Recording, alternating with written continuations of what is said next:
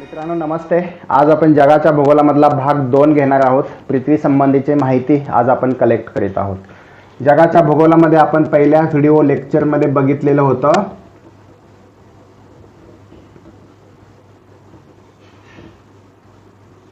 सूर्यमालिका बघितलेली होती. आता या व्हिडिओ लेक्चरमध्ये आपण पृथ्वीचे अंतरंग पाहणार आहोत. आता पृथ्वीचे अंतरंग पाहत असताना आपण बघितलं की सूर्यमालिकेभोवती फिरणारे जे 8 ग्रह आहेत त्या 8 ग्रहामध्ये तिसऱ्या क्रमांकाचा ग्रह आहे, त्याला आपण पृथ्वी असं म्हणतो. आता तिसऱ्या क्रमांकाचा ग्रह पृथ्वी आहे. ही पृथ्वी संबंधीची माहिती आपण थोडीशी बघूया.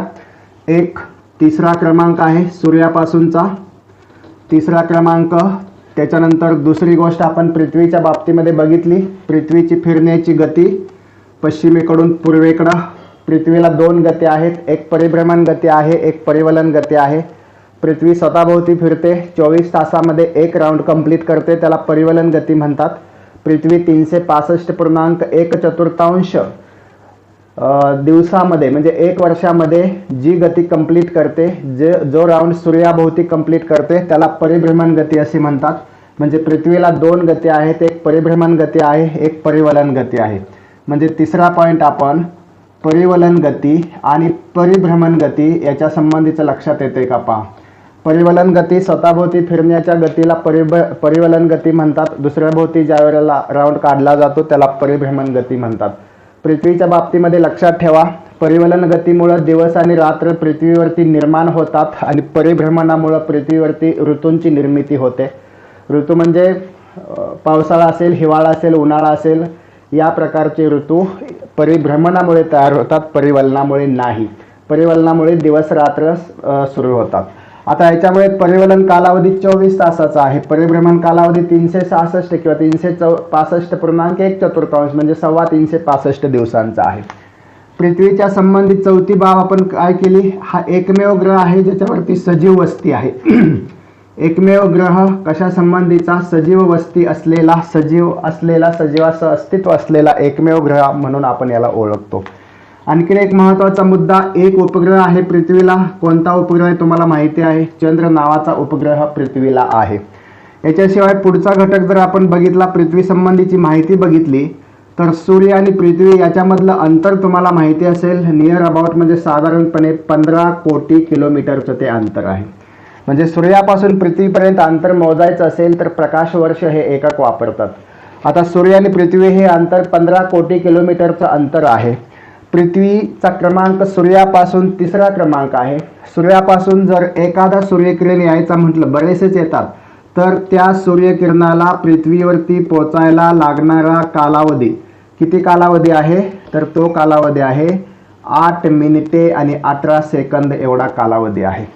म्हणजे साधारणपणे पृथ्वी संबंधीची माहिती बघत असताना पृथ्वी कशामध्ये भाग घेते, तर चंद्रग्रहण आणि सूर्यग्रहण हेही आपण पाठीमागच्या व्हिडिओमध्ये बघितलेलं होतं. ज्यावेळेला सूर्य आणि चंद्र यांच्यामध्ये पृथ्वी येते त्यावेळेला चंद्रग्रहण होतं आणि ज्यावेळेला सूर्य आणि पृथ्वी यांच्यामध्ये चंद्र येतो त्यावेळेला सूर्यग्रहण होतं. म्हणून पृथ्वीचा संबंध, पृथ्वीवरती जी भरती ओहोटी येते याचा संबंध सूर्यग्रहणाशी आणि चंद्रग्रहणाशी आहे. चंद्रग्रहण नेहमी पौर्णिमेला होतं, प्रत्येक पौर्णिमेला होत नाही. सूर्यग्रहण नेहमी अमावस्याला होतं, पण प्रत्येक अमावस्याला होत नाही. ही ॲडिशनल माहिती. आणखी काय बघावं लागेल आपल्याला पृथ्वीच्या संबंधीमध्ये, पृथ्वीचं वस्तुमान आहे ते साधारणपणे 5.5 ग्रॅम/सेंटीमीटर क्यूब या पद्धतीचं आहे. पृथ्वी संबंधीची माहिती बघत असताना पृथ्वीचा जर समजा आपण हा गोल काढला, त्याची मेजरमेंट्स बघायची म्हटलं आपण, तर मेजरमेंट संबंधी थोडीशी माहिती आपण घेऊया. पृथ्वी ही दोन्ही बाजूला चपटी आहे आणि पृथ्वीचा जो ॲक्सिस आहे, हा मधला ॲक्सिस, तो सेंटर सी त्याचा जो अक्षांश होतो किंवा सेंटर सी त्याचा जो कोन होतो, तो कोन साधारणतः 23 डिग्रीच्या आसपासचा कोन आहे. 22 आहे काहीतरी, पण 23 डिग्रीच्या आसपासचा हा कोन आहे. म्हणजे त्यामुळे पृथ्वी आपल्याला एका बाजूला कललेली दिसते. आता पृथ्वी दोन्ही बाजूने चपटी आहे, म्हणजेच पृथ्वीचा आकार, त्याला एक नाव आहे ठराविक, जिऑइड नावाचा आकार आहे. त्याला आपण लंबवर्तुळाकृती असंही म्हणू शकतो. आता जिऑइड नावाचा आकार किंवा लंबवर्तुळाकृती आकार हा पृथ्वीचा आहे आणि पृथ्वी उत्तर आणि दक्षिण ध्रुवाला चपटी आहे. उत्तर आणि दक्षिण ध्रुवाला चपटी असून एका बाजूला ठराविक कललेली आहे पृथ्वी. 22 ते 23 डिग्री सेल्सिअस एवढा त्याचा कोन आहे अक्षाशी. म्हणजे पृथ्वीचा हा आकार झाला जिओइड आकार. पृथ्वीचं क्षेत्रफळ किती आहे किंवा पृथ्वीचा पाण्याचा भाग किती आहे, पृथ्वीवरती जमिनीचा भाग किती आहे हे तुम्हाला माहिती आहे. पृथ्वीवरती जमिनीचा भाग 29% आहे. पृथ्वीवरती पाण्याचा भाग मात्र एकूण 3/4 म्हणजे जवळजवळ 71% पृथ्वीवरती पाणी आहे. आता हे झालं पृथ्वीच्या बाबतीमध्ये. दुसरे पृथ्वीची काही आकडेवारी बघायची झाली तर पृथ्वीचा परिघ आपण 2 पद्धतीने मोजतो. एक, पृथ्वी विषुववृत्तावरती फुगीर आहे, म्हणजे पृथ्वीचा परिघ मोजायचा असेल तर एक विषुववृत्तावरून आपण मोजू शकतो. दुसरं, उत्तर आणि दक्षिण ध्रुवावरून परिघ मोजू शकतो. परिघ म्हणजे गोल सर्क्युलर डिस्टन्स आपण म्हणतो. मग हा परिघ किती आहे तर तो 40,000. एक मिनिट हे पुसतो मी आता, त्या ठिकाणी आपल्याला दुसरं लिहिता येईल. म्हणजे पृथ्वीच्या बाबतीमध्ये साधारणपणे आकारमान किंवा हे बघायचं झालं तर एक आकडा इथं टाकून पृथ्वीचा परिघ जर मोजायचा असेल तर हा परिघ 2 पद्धतीने मोजता येतो. एक ध्रुवीय परिघ आणि दुसरा विषुववृत्तीय परिघ. बघा ही आकडेवारी अतिशय महत्त्वाची आहे. तर हा ध्रुवीय परिघ आहे तो 40,024 किलोमीटरचा परिघ आहे. म्हणजे ध्रुवापासून जर अंतर मोजला आपण गोल पृथ्वीच्या बाह्य पृष्ठभागावरून त्याला परिघ म्हणतो आपण. 40,024 किलोमीटर आहे. विषुववृत्तीय परिघ मोजायचा असेल तर तो जवळजवळ 40,074 किलोमीटरचा आहे. परिघ आता एकच यायला पाहिजे, पण पृथ्वीचा आकार जिओइड पद्धतीचा आहे. पृथ्वीचा आकार विषुववृत्तावरती फुगीर असल्यामुळे विषुववृत्तीय भागामध्ये पृथ्वीचा परिघ थोडा जास्त येतो. जास्त म्हणजे किती जास्त येतो तर तो 40,074 किलोमीटर एवढा येतो. त्याच पद्धतीने पृथ्वीचा व्यास बघायचं झालं, पृथ्वीच्या सेंटरमधून पृथ्वीच्या पृष्ठभागाशी दुसऱ्या पृष्ठभागाशी आतून अंतर मोजायचं झालं तर ते पण ध्रुवीय पद्धतीने मोजता येईल. म्हणजेच ध्रुवीय व्यास पृथ्वीचा किती असेल तर तो 12,714 किलोमीटरचा व्यास आहे. 12,714 किलोमीटरचा हा व्यास आहे. आणि ज्या वेळेला आपण विषुववृत्तीय व्यास बघतो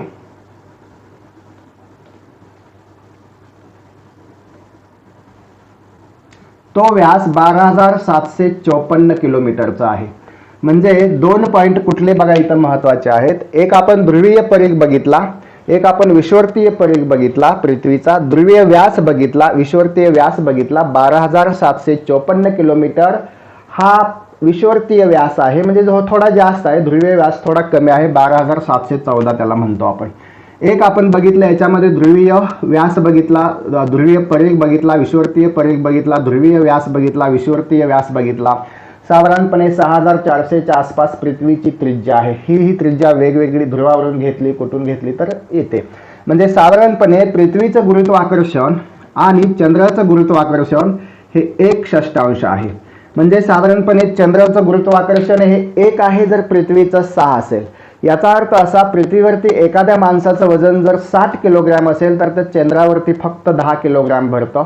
हे गुरुत्वाकर्षण शक्ती जेवढी आहे, आता पृथ्वीची कशी 9.8 centimetre oblique gram oblique centimetre cube आहे, तसं 1/6 म्हणजे 60 किलोग्रॅम वजनाचा मनुष्य जर चंद्रावरती गेला तर केवळ त्याचं 10 किलोग्रॅम एवढंच वजन भरतं.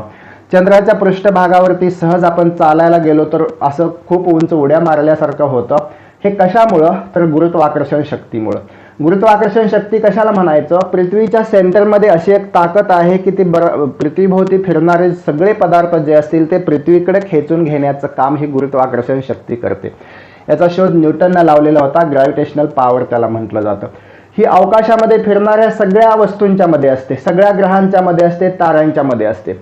पृथ्वीच्या 109 पट जरी मोठा असला सूर्य तरी पण मला सांगा पृथ्वीच्या गुरुत्वाकर्षण शक्तीपेक्षा किंवा कुठल्याही ग्रहाच्या गुरुत्वाकर्षण शक्तीपेक्षा साधारणपणे सूर्याची गुरुत्वाकर्षण शक्ती जास्त आहे. आणि म्हणून अग्नीचा हा गोळा असलेला सूर्य अवकाशामध्ये एकत्र कसा राहतो तर त्याचं कारण असं गुरुत्वाकर्षण पॉवर, गुरुत्वाकर्षण शक्ती.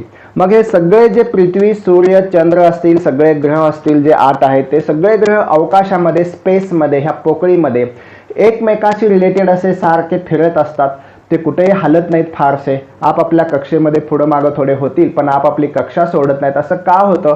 कारण एकमेकाच्या गुरुत्वाकर्षण शक्तीमुळे त्यांच्यामध्ये एक बॉन्ड तयार झालेला आहे, बाइंडिंग तयार झालेलं आहे आणि त्या बाइंडिंगमुळे हे सगळं स्पेसमध्ये सौरमालिका, अशा कितीतरी सौरमालिका असतील आकाशगंगेमध्ये, हे सगळं गुरुत्वाकर्षण शक्तीच्या निमित्तानं, गुरुत्वाकर्षण शक्तीमुळे हे फिरत असतात. म्हणून चंद्रावरची गुरुत्वाकर्षण शक्ती आणि पृथ्वीवरची गुरुत्वाकर्षण शक्ती याच्यामध्ये फरक आहे. त्याचं प्रमाण आहे 1/6. पृथ्वीवर बघितलं आपण पाणी आहे 71%, पृथ्वीवर बघितलं की जमीन आहे 29%. पृथ्वीवरचा सगळ्यात उंच असणारा भाग कोणता? तर पृथ्वीवरचा सर्वात उंच असणारा, जमिनीवरचा उंच असणारा माउंट एव्हरेस्ट हे शिखर आहे. माउंट एव्हरेस्ट 8,848, काही पुस्तकामध्ये 8,852 मीटर दिलेलं आहे. पृथ्वीवर असणारं उंच ठिकाण किंवा उंच टोक आहे पर्वताचं. आणि पृथ्वीचं मग खाली कोणतं टोक आहे पृथ्वीमध्ये? तर पाण्यामध्ये पृथ्वीची खोली आहे मरियाना गर्ता म्हणून पॅसिफिक महासागरामध्ये आहे, साधारण नियर अबाउट 12,000 मीटर खोल. म्हणजे पृथ्वीवर जमिनीवर उंच असणारं ठिकाण, उंच असणारं टोक, आणि पाण्यात खाली म्हणजे पृथ्वीवर खाली असणारं टोक 12,000 मीटर, त्याचं नाव आहे मरियाना गर्ता. तुम्ही वाचलं असेल, मरियाना गर्ता असं म्हणतो. गर्ता म्हणजे दरी पाण्यामधली, म्हणजे पृथ्वीवरचं उंच, पृथ्वीवरचं खाली समुद्र तळाशी असणार. दुसरं एक महत्त्वाचं काय सांगता येईल आपल्याला की पृथ्वीवर खोल असलेला एक समुद्र आहे, त्याला मृत समुद्र असं म्हणतो आपण. आणि पृथ्वीवरती उंच असणारं एक ठिकाण आहे, त्याला पामीरचं पठार म्हणतो. आशिया खंडामध्ये आहे ते पामीरचं पठार. अफगाणिस्तान वगैरे सगळ्या आशियाई देशाच्या मध्ये आहे, त्याला पामीरचं पठार म्हणतो आपण. आणि खाली असणारा भाग मृत समुद्र जो रशियाशी संबंधित आहे. जास्तीत जास्त मृत समुद्राची घनता, इतकी घनता असते त्याची की माणूस जरी त्याच्यामध्ये उडी मारली तरी तो न हातपाय हलवता पोहतो, अतराळीत तरंगतो, म्हणजे घनता जास्त आहे त्याच्यामध्ये. आता आपल्याला बघायचं आहे काय याच्यामध्ये पृथ्वीच्या बाबतीमध्ये? तर पृथ्वी पश्चिमेकडून पूर्वेकडे फिरते. हे आपण काही पॉइंट बघितले पृथ्वीच्या बाबतीमध्ये. पृथ्वीचं अंतरंग बघत असताना आपण इथं डायग्राम काढूया. पृथ्वीच्या अंतरंगाच्या बाबतीमध्ये पृथ्वीवरती सर्वात खोल असणारं ठिकाण आहे दक्षिण आफ्रिकेमध्ये, एक सोन्याची खाण आहे, 4 किलोमीटर खोल आहे. म्हणजे मनुष्य पृथ्वीच्या पृष्ठभागापासून खाली 4 किलोमीटर गेलेला आहे. पृष्ठभागापासून नैसर्गिकरित्या खाली असणारी कोणती गर्ता आपण बघितली? मरियाना गर्ता 12,000 मीटर खाली. आणि 4 किलोमीटर खाली गेल्यानंतर काय आहे तर बहुतांश 4 किलोमीटर खाली पृथ्वीच्या पृष्ठभागापासून गेलं तरी काही दगड धोंडे असतील, जमिनीचे काय स्तर असतील वगैरे. पण पृथ्वीचं अंतरंग बघत असताना, पृथ्वीच्या अंतरंगामध्ये काय काय भाग आहेत हे बघत असताना आपल्याला ही डायग्राम अतिशय उपयोगी पडेल. आता पृथ्वीचे अंतरंग बघतो आपण, म्हणजेच माहिती आहे आपल्याला पृथ्वीच्या सेंटर हिता आहे. सेंटर पासूनचा हा जो भाग आहे तो भाग साधारणपणे 6,400 किलोमीटरच्या दरम्यानचा आहे. 4,500, कारण पृथ्वीचा आकार एकदम गोल नसल्यामुळे तो बऱ्याच ठिकाणी त्रिज्या त्याची कमी जास्त होऊ शकते. आपण व्यास बघितला 12,700, 12,756, 12,714, हा वेगवेगळ्या ठिकाणी, विषुववृत्तावरती वेगळा, ध्रुवावरती वेगळा. पृथ्वीचं अंतरंग कुणी पाहिलंय? कुणी पाहिलेलं नाही. मग पृथ्वीच्या अंतरंगामध्ये, पृथ्वीच्या आतील भागामध्ये काय आहे हे लोकांना कसं समजलं? भूगर्भशास्त्रज्ञांना तर कसं समजलं? त्याची 2 कारणं आहेत. एक कारण आहे ज्वालामुखी आणि दुसरं कारण आहे भूकंप. ज्या वेळेला ज्वालामुखी होतो, ज्वालामुखी बाहेर पडतो, काही निद्रिस्त ज्वालामुखी असतात, काही असं सतत वाहणारे ज्वालामुखी असतात. त्याच्यामधून जे बाहेर पडणारं मटेरियल आहे ते बाहेर पडणाऱ्या मटेरियलमध्ये काय काय आहे? लाव्हा रस आहे, त्याच्यामध्ये काय पदार्थ आहेत, ह्या सगळ्यांचा समावेश ज्वालामुखीमधून बाहेर पडणाऱ्या पदार्थामध्ये असतो. त्याच्यावरून लक्षात येतं आपल्याला की पृथ्वीच्या अंतरंगामध्ये काय आहे. एखाद्या ठिकाणी भूकंप झाला, उद्रेक झाला, भूकंपाच्या लहरी पृथ्वीच्या अगदी सेंटरमधून या भागातून बाहेर पडत असतात. आणि तुम्हाला माहिती असेल भूकंप मोजणारं एक यंत्र आहे, त्याला सिस्मोग्राफ असं म्हटलं जातं. सिस्मोग्राफमध्ये भूकंपाच्या हालचाली नोंद केल्या जातात, भूकंपाच्या लहरी नोंद केल्या जातात आणि भूकंपाच्या लहरी नोंद केल्यानंतर भूकंपाचा सेंटर कोणत्या ठिकाणी आहे ते समजतं. भूकंप मापक यंत्र म्हणतो आपण त्याला, सिस्मोग्राफला भूकंप मापक यंत्र असं म्हणतो आपण. तर या ठिकाणी आपल्याला बघायचं आहे ज्वालामुखी आणि भूकंप या 2 माध्यमातून पृथ्वीच्या अंतरंगाची माहिती भूगर्भशास्त्रज्ञांनी काढलेली आहे. त्यानुसार पृथ्वीचे एकूण 3 भाग पडतात. कोणते 3 भाग पडतात पहा याच्यामध्ये? एक पहिला भाग आहे त्याला आपण शिलावरण म्हणतो. दुसरा भाग आहे त्याला आपण प्रावरण म्हणतो किंवा मध्यावरण म्हणतो, आणि तिसरा भाग आहे त्याला गाभा म्हणतो. या ठिकाणी मी तुम्हाला दाखवतो. पहिला जो आहे हा भाग त्याला शिलावरण म्हणतो, दुसरा भाग आहे त्याला प्रावरण म्हणतो, आणि तिसरा भाग आहे त्याला गाभा म्हणतो. ही पृथ्वीची त्रिज्या आता इथं पुसतो मी, कारण पुढचं आपल्याला बघायचं आहे. आता एक पृथ्वीचे 3 भाग अंतरंगामधले पडले. बघा तुम्ही, पृथ्वीचा पृष्ठभाग अतिशय सपाट आहे असं नाही. काही ठिकाणी पृथ्वीच्या पृष्ठभागावरती सागर तळ आहे, काही ठिकाणी पृथ्वीच्या पृष्ठभागावरती जमीन आहे, डोंगर आहे, डोंगर रांगा आहेत. म्हणजे शिलावरण हे अंतर आणि हे अंतर इथून हे, म्हणजे साधारणपणे इथून हे जर आपण बघितलं ह्या सेंटर पासून, तर शिलावरणची जाडी ही जाडी आहे. ही जाडी साधारणपणे 40 किलोमीटरची आहे. म्हणजे इथं मी लिहितो 40 किलोमीटर. 40 किलोमीटर अगदी शिलावरण म्हणजे पृथ्वीचा भूपृष्ठाचा भाग, त्याला शिलावरण म्हणतात. भूपृष्ठापासून मध्ये सेंटरपासून पुढे जो मधला भाग आहे त्याला प्रावरण म्हणतात. 2870 किलोमीटरची याची लांबी आहे. म्हणजे 40 पासून 2870 किलोमीटर पर्यंत आपण भूपृष्ठापासून आत गेलो तर आपल्याला प्रावरणाचा भाग मिळतो, मध्यावरणाचा भाग मिळतो. आणि मग या प्रावरणाच्या इथं जर आपण गेलो तर याला आपण गाभा असं म्हणतो. जवळजवळ 3471 किलोमीटरचा हा प्रवास आहे. 3471 किलोमीटरचं हे अंतर आहे. 3 टप्प्यामध्ये तुम्हाला हे लक्षात आलं असेल, पृथ्वीचं अंतरंग काय आहे, पृथ्वीच्या अंतरंगामध्ये काय आहे. म्हणजे हा गाभ्याचा भाग झाला, हा मधला भाग झाला, आणि हा शिलावरण झालं.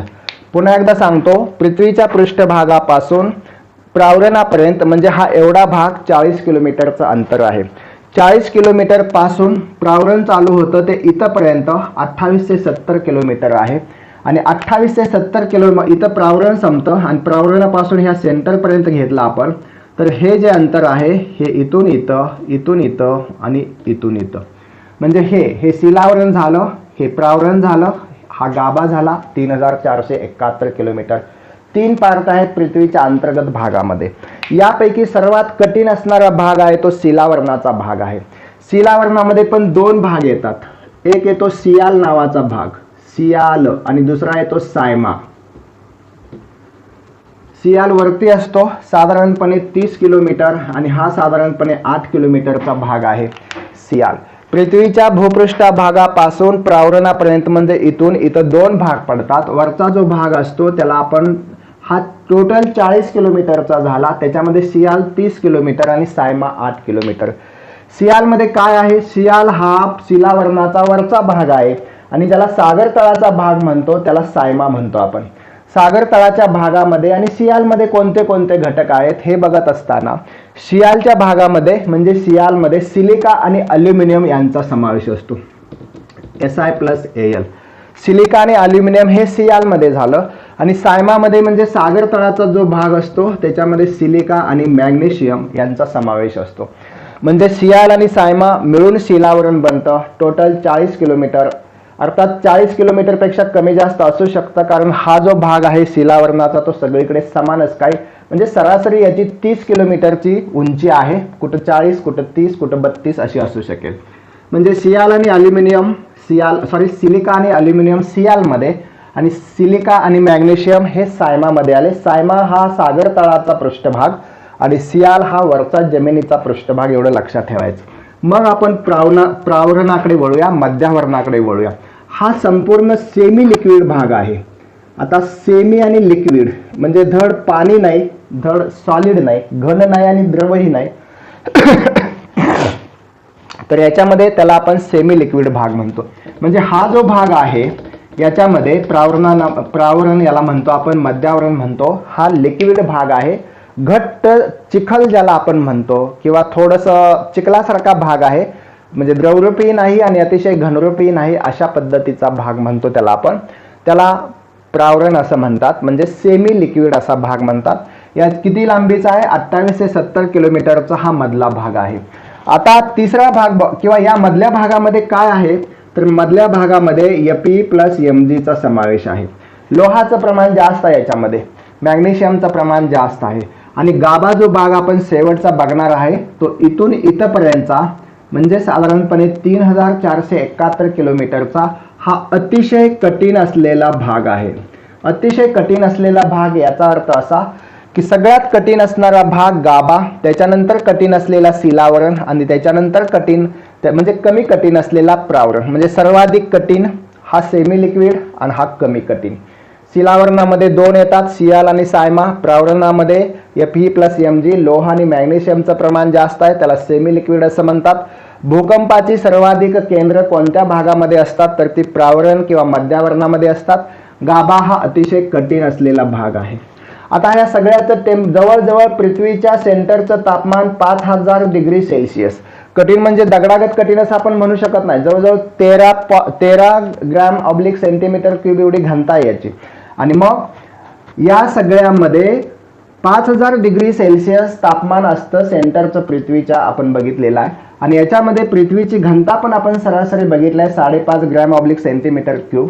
आणि म्हणून अतिशय कठीण म्हणजे कसं, अगदी दगडासारखं नव्हे तर याच्या तुलनेमध्ये कठीण. आणि म्हणून ही जी आकडेवारी आहे थोडीशी आपल्याला माहिती पाहिजे. पुन्हा एकदा सांगतो, याच्यामध्ये शिलावरण, सियाल सायमा, प्रावरण, सेमी लिक्विड, Fe+Mg त्याच्यामध्ये, गाभा त्याच्यामध्ये 3471 किलोमीटरचा हा भाग आहे. याच्यामध्ये मात्र निफी म्हणतो आपण त्याला. निफे म्हणजे काय तर Ni+Fe याचा समावेश याच्यामध्ये असतो, निफेचा स्तर असतो. याच्यामध्ये एक गटेनबर्ग विलगता म्हणून पण आहे, पण फार एवढ्या जास्त खोलामध्ये जायची काय आवश्यकता नाही आपल्याला. 3 भाग बघितले आपण. आता भूकंप होतो कसा नक्की हे बघूया आपण. भूकंप होण्यासाठी काय कारणीभूत कोणता स्तर असतो याच्यामधला, तर भूकंपामधली बहुतांश केंद्र या ठिकाणी असतात किंवा इथंही असू शकतात. समजा एखाद्या ठिकाणी इथं भूकंपाचा सेंटर आहे, इथं लातूर आहे असं आपण गृहीत धरू. तुम्हाला माहिती असेल 1990-92च्या दरम्यान लातूरमध्ये खूप मोठा भूकंप झालेला होता. सेंटर पृथ्वीचा इथं आहे. आता भूकंपाचा केंद्रबिंदू इथं असेल, इथं असेल, इथं असेल, इथं असेल, कुठेही असेल.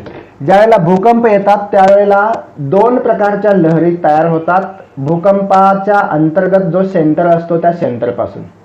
भूकंपाचा सेंटर कुठे असतो, 2 सेंटर असतात भूकंपाचे.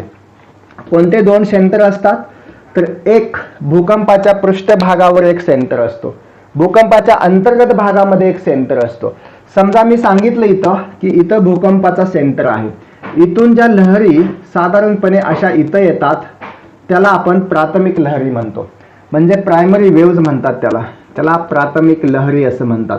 भूकंप ज्या वेळेला होतो त्यावेळेला भूकंपाचे 2 सेंटर असतात. सोप्या भाषेमध्ये लक्षात ठेवा, भूकंपाचा एक सेंटर असतो तो भू अंतर्गत असतो, भूकंपाचा दुसरा सेंटर असतो तो भूमीवरती असतो, भूपृष्ठभागावरती असतो.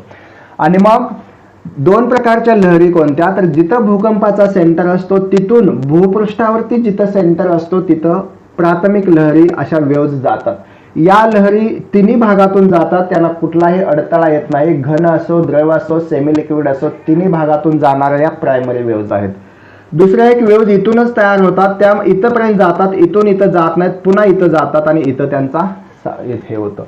म्हणजे दुय्यम लहरी आहेत त्याला सेकंडरी वेव्ज म्हणतो आपण. त्या फक्त घन भागातून प्रवेश करतात आणि घन भागातून प्रवेश केल्यामुळं जिथं द्रव भाग असेल पृथ्वीच्या अंतर्गत भागामध्ये ते तुटक तुटक तुटक त्या दिसू शकतात.